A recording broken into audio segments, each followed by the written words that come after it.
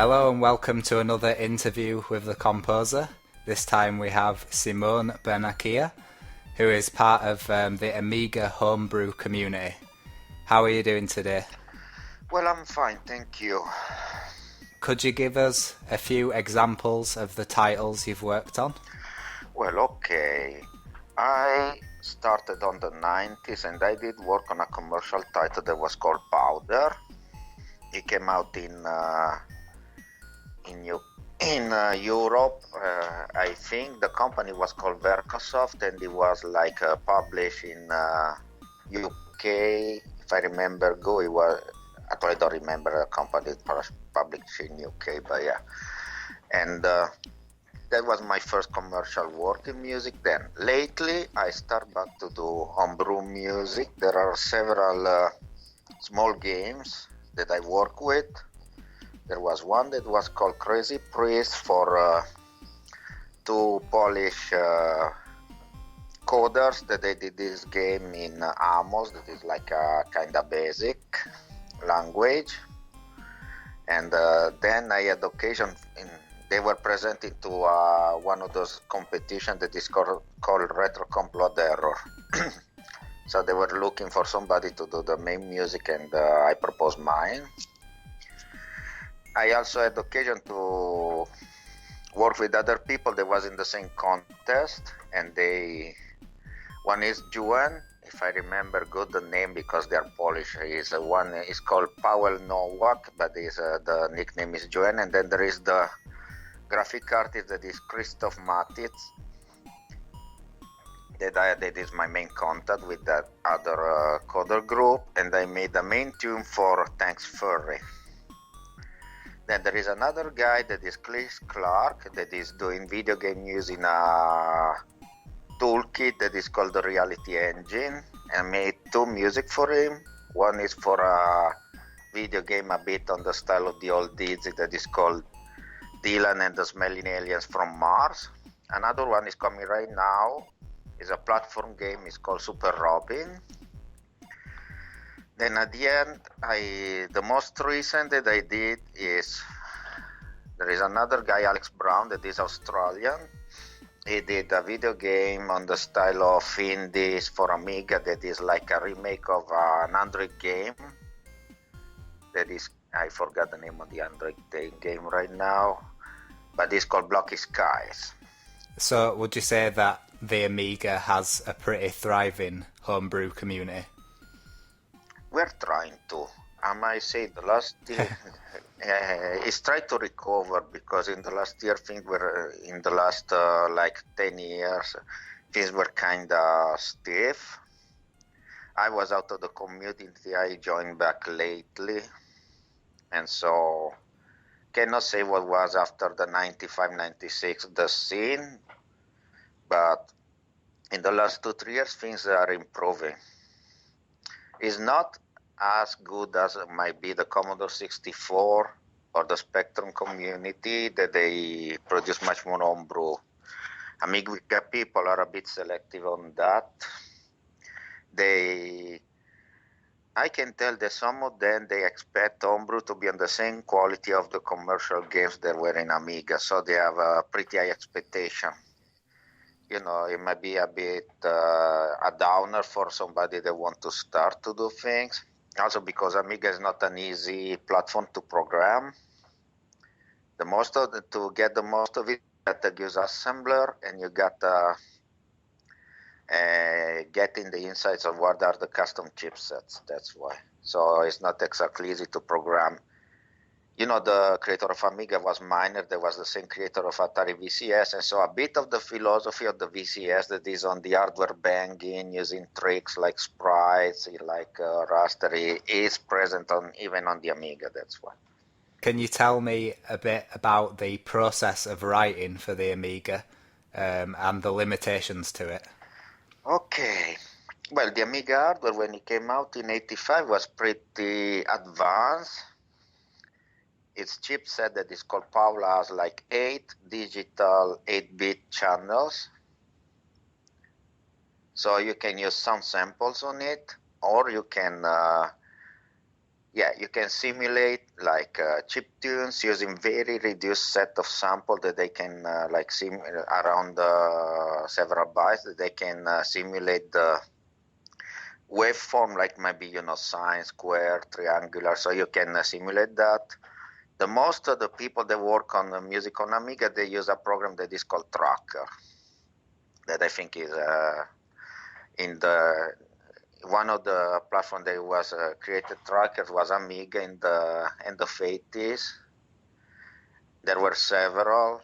The most famous one, the one that created the standard, was called Sound Tracker. And then it was a commercial program to build songs, and then lately it got expanded. It became Noise Tracker, then it could become Pro Tracker, that right now is the golden standard for Amiga music. There is another program that is called Octamed that instead he also used the modulation to expand up to 8 channel, but that one is not used too much for game writing, at least not in the 8 channel. Is more using the normal 4 channel. I started on a program that was called Sound Effects, that is a tracker, but now is like abandoned, not used no more. And lately in '89, I jumped to using Noise Tracker. That was the free version of Sound Tracker. And then lately I come to Pro Tracker. Pro Tracker is a bit more advanced. The Sound Tracker is done new commands and done built-in sample editor, plus other functionalities.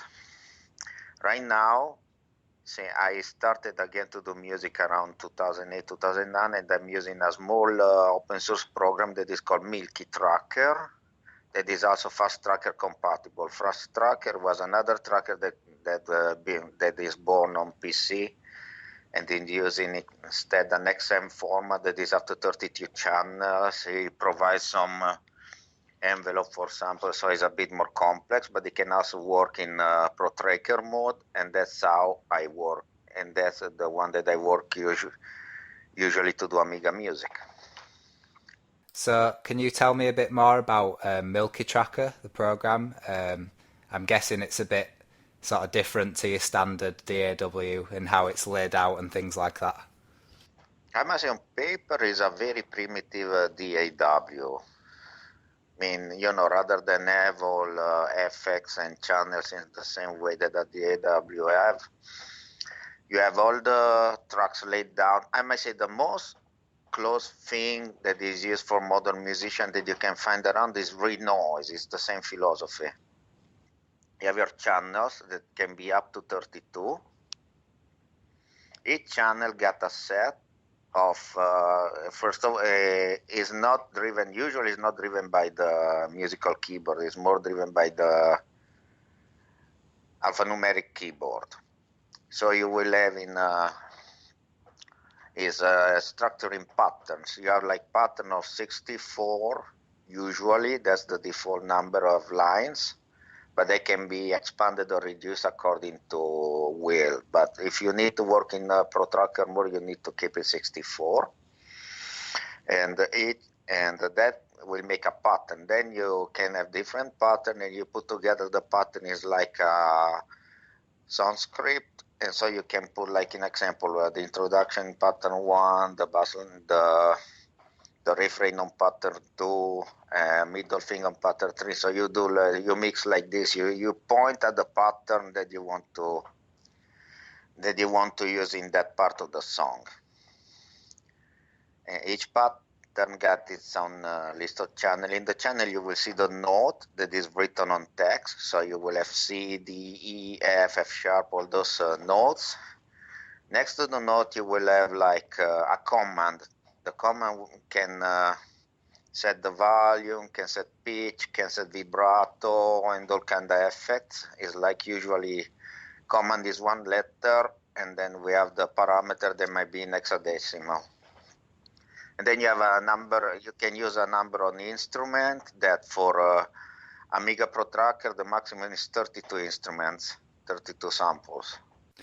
So do you often compose outside of the program first and then transfer your composition over? I mean, I compose on the program, because when you type, it It's like using a musical keyboard. You can hear the note. Okay, yeah, sure. So you compose on the spot. You could compose outside and then transpose it on tracker, but it's not the way I work. I like to compose on the spot. Have you worked on any homebrew games on any other systems? Well, I did the music for a game called Amiga Racer that is like is out also for PC and for two Amiga NG. That means that are Amiga-like, but they're running on PowerPC. And for that one, I compose using the Pro Tracker mode. No, the Fast Tracker mode that is using 8 channel and up. In those songs I usually use 8 channel, and then I don't know if it's the right term, but I render the sample in an audio track, 44 kilohertz stereo, and then I provide it to the coder like OGG. At least the coder asked me to provide it as OGG track.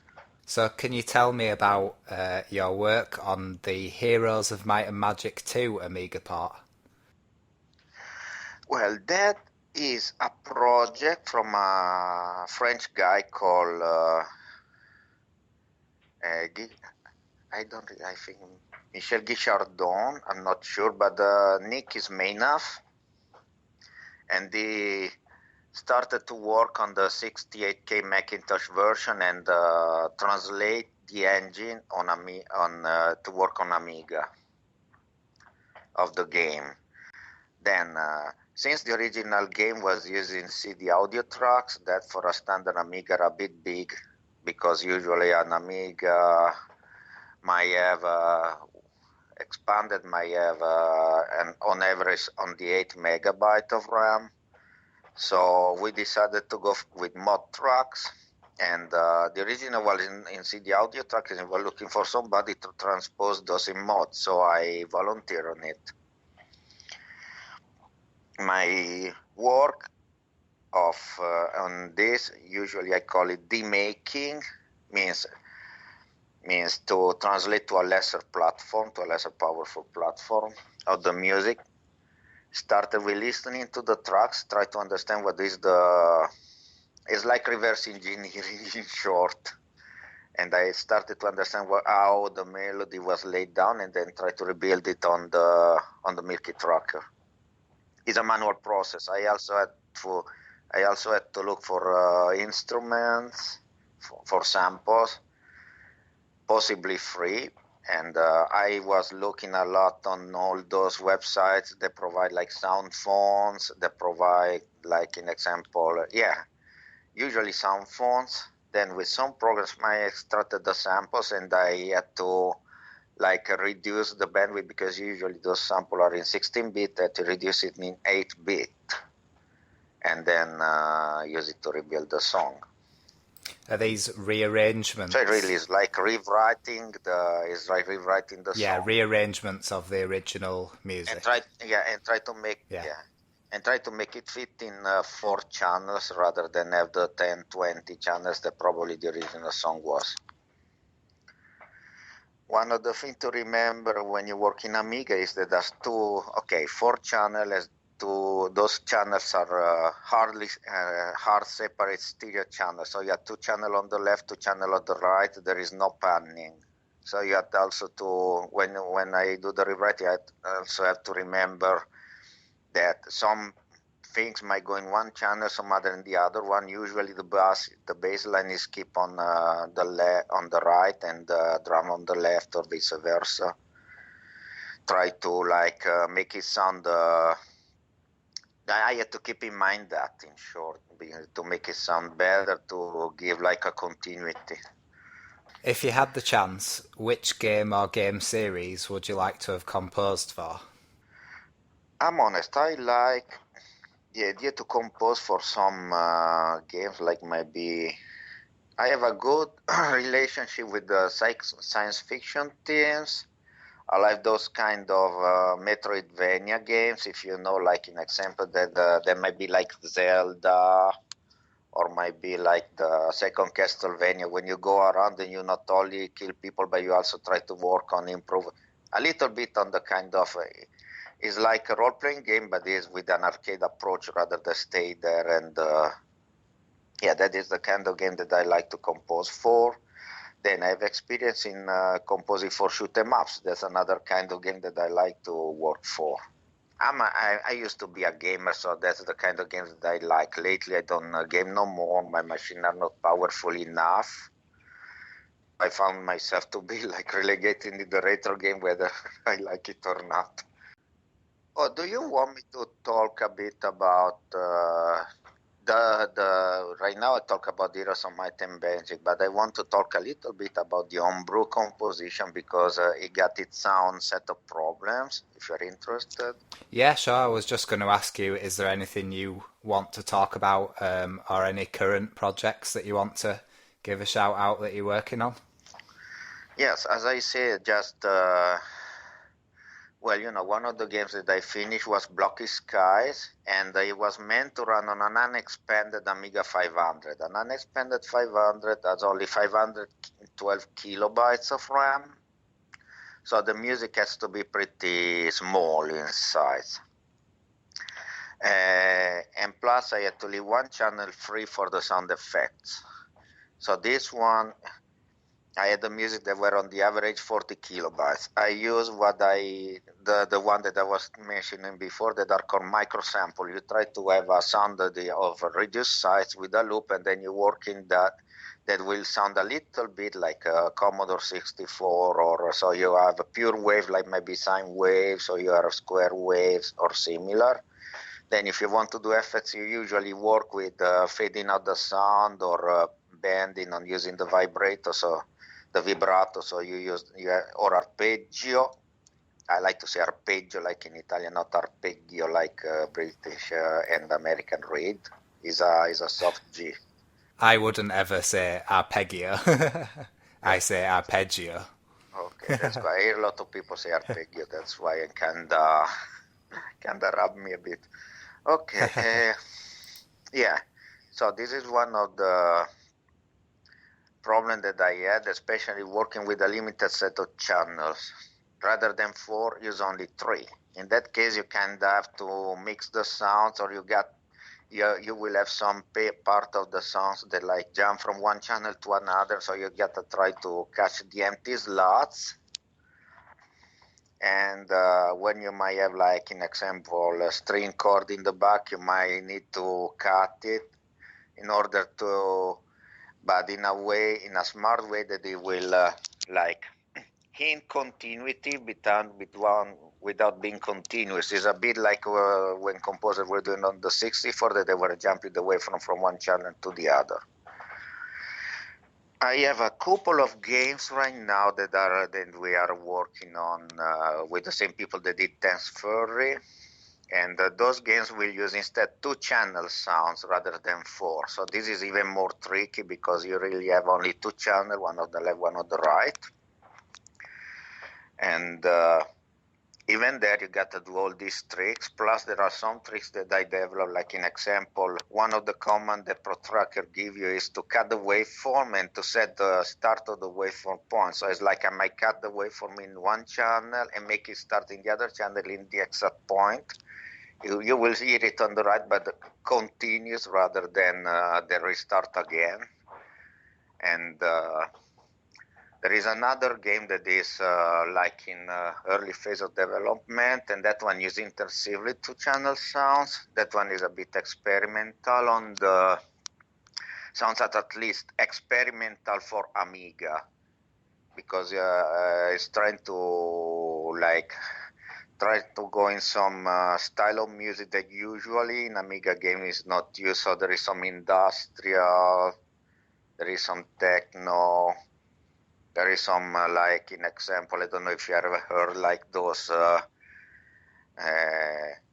groups that they play on trash can, things like that. That usually on Amiga game is not used, and that one is like a working project. It's like, I will say, it's like wishful thinking, because it's like a long-term project, so I don't even know if it will be finished, but in case it will not be finished, I will release the soundtrack as a standalone, and I will see. But usually those are another thing that you have to keep in mind is the memory constraints. So usually, because you have games, even if the average RAM of an Amiga is around 1 megabyte, if we consider an ECS machine like a 500 plus, or 2 megabyte if we consider a 1200, it's still good to keep limited space for music, and so that there will be more space for the code or for other stuff, for the samples that have to play in the game. And so you have sometimes you have the coder that set your hard limits, like in example in another game that is called the Dream of Rowan, I have an hard code limit of 100 kilobyte. I cannot go over 100 kilobyte for the music. This means choosing the right set of sample or modifying in a way that they fit and they don't sound too bad. Thanks a lot for chatting to us today, and I hope all your future projects are successful. Hopefully. Thank you. Okay.